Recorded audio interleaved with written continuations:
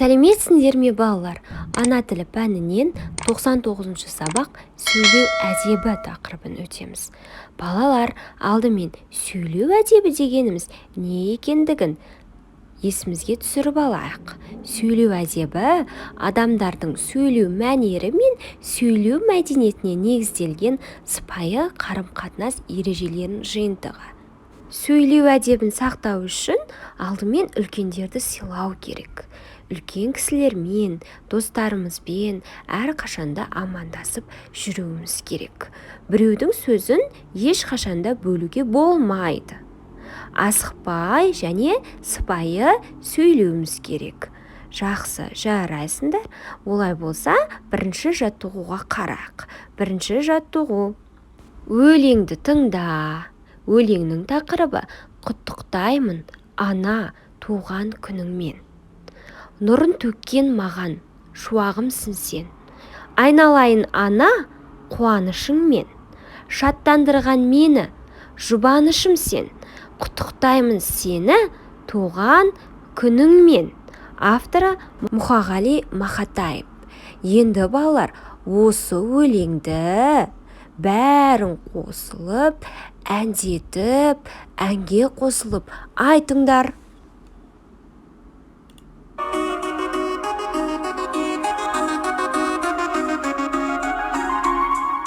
Нұрын төккен маған шуағымсың сен, айналайын мама қуанышыммен, шаттандырған мені жұбанышым сен, құттықтаймын сені туған күніңмен.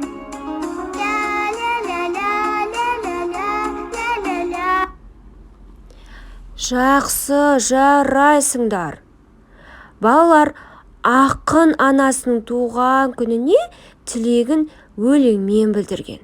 Сен де тілегіңді өлеңмен жеткізіп көрші. Ой, жарайсың, жақсы. Балалар, құттықтау ол өлеңмен де, қара сөзбен де айтыла береді. Біз өзіміздің досымызды, анамызды, әкемізді, әпкемізді, інімізді, қарындасымызды, не болмаса туған туыстарымыздың барлығын құттықтаймыз туған күнімен. Жақсы, не болмаса басқа мейраммен де құттықтаймыз. Балалар, олай болса екінші жаттығуға қарайық. Екінші жаттығу. Анаңның немесе досыңның туған күніне құттықтау хат жазып көр. Ал балалар, үлгіге қарайық. Үлгіде анашым, сізді туған күніңізбен құттықтаймын. Сізге зор денсаулық, ұзақ өмір тілеймін. Тілек білдіруші қызыңыз Дина. Енді балалар, осы үлгіге қарай анамызға немесе досымызға құттықтау хат жазамыз.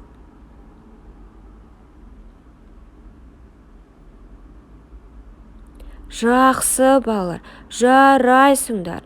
Дәптерімізге жазып болсақ, үшінші жаттығуға қарайық. Үшінші жаттығу.